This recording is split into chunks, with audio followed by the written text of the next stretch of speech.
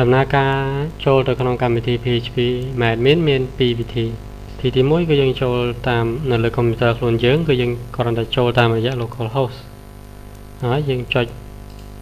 លើថា PHP មែនបាទ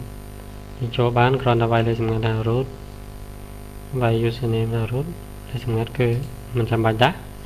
នឹងចូលវិធីទី2យើងចូលតាម IP address 192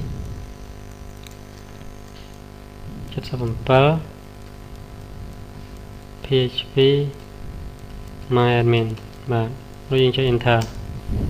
ហើយយើងឃើញថាទទួលការព្រមានថាហាមឃាត់អ្នកព្រមានសិទ្ធចូលទៅកាន់ថតឈ្មោះ PHP myadmin នៅលើ server នេះទេហើយដឹងតាមមូលហេតុអីទេប្រហែលជាដោយសារតែយើងមិនទាន់បានផុត online ទេមើលទៅបងបាទមិនទាន់ផុត online តំណងដែរយើងសាកល្បងមើលសិនបាទមិនទាន់ផុត online ទេផុត online រងចាំឲ្យវាមានពណ៌បៃតងយើងធ្វើការ reload ចឹងឃើញថានៅមានកំហុសដដែលនៅតែមិនដាដដែលបាទពីព្រោះយើងចាក់ដដែលយើងមើលហើយប៉ុណ្ណេះដាណាចូលមក PHP មានអត់ដានៅតែគ្មានសិទ្ធិដដែល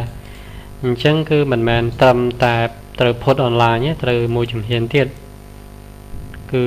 ត្រូវអនុញ្ញាតឲ្យកុំព្យូទ័រផ្សេងទៀតឥឡូវឧទាហរណ៍ថាយើងវាយថា207.0.0.1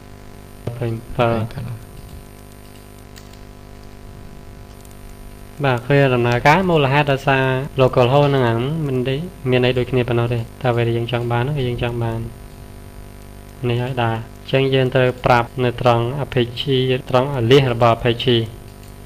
បាទយើងចូលទៅ Apache alias យើងចូលទៅក្នុង PHP admin edit alias នៅត្រង់ចំណុចនេះនៅខាងផ្នែកក្រោមនេះមានន័យថានៅលើបណ្ដាញគឺមានតែតាមរយៈ IP address នេះទេដែលអាចចូលបាន 107.0.0.1 បើយើងអាចថែមបានថា allow from IP address ណា 192.168.1.77 ហើយយើងចុចរក្សាទុកហើយពេលយើងបិទយើងឃើញថា web server ដំណើរការ restart ឡើងវិញដោយខ្លួនឯងហើយលើនេះយើងចុច refresh យើងឃើញថាយើងអាចចូលបានបាទអាចចូលបានហើយនៅត្រង់ចំណុចនេះខ្ញុំសូមបញ្ជាក់ឡើងវិញថា edit alias បើយើងចង់ឲ្យកុំព្យូទ័រមួយណាចូលដំណើរការនៅលើ web server របស់យើងហ្នឹងគឺយើងគ្រាន់តែបន្ថែមអាសយដ្ឋាន IP address របស់កុំព្យូទ័រនោះប៉ុន្តែបើយើងចង់ឲ្យកុំព្យូទ័រណាក៏បានដែរក៏ចូលមក PHP admin យើងបានទេបានទាំងអស់នោះគឺយើងត្រូវកែមួយចំណុចទេគឺយើងកែត្រង់នេះ order deny allow នេះដូរទៅជា allow deny វិញបាទគាត់ដូរ allow មក deny មកក្រោយវិញហើយត្រង់ allow from all ត្រង់នេះ deny from all នេះកែទៅជា allow from all វិញបាទគឺយើងកែអញ្ចឹងកែត្រង់នេះដាក់ទៅជា allow ហើយ deny វិញបាទត្រង់ deny from all នេះយើងកែទៅជា allow from all វិញហើយនេះយើងអាចលុបចោលបានហើយពេលហ្នឹងគឺមានន័យថា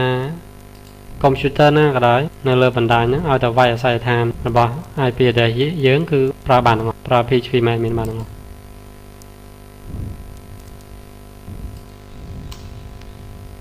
ណានៅបានដែរប៉ុន្តែការដូរខាងក្រោយមិញនេះគឺវាមានលក្ខណៈទូលំទូលាយមិនសូវមានសុវត្ថិភាពបានន័យថាកុំព្យូទ័រណាក៏អាចមានសិទ្ធិចូលមកក្នុង PHP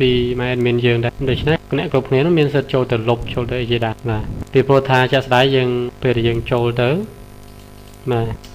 យើងមិនទាន់វាយអីផងវាចូលមកហើយឬក៏បើវាទាមទារអញ្ចឹងណាវាទាមទារឲ្យ username password គឺយើងវាយ root ជា username password គឺទុកចោលទៅទេអញ្ចឹងអ្នកណាក៏ដឹងចូលទៅលុបមូលដ្ឋានទិន្នន័យឬក៏ហៅថាឃ្លាំងទិន្នន័យ database លុបបានសាច់ចិត្តអញ្ចឹងអត់សូវមានសុវត្ថិភាពទេអញ្ចឹងយើងគួរតែ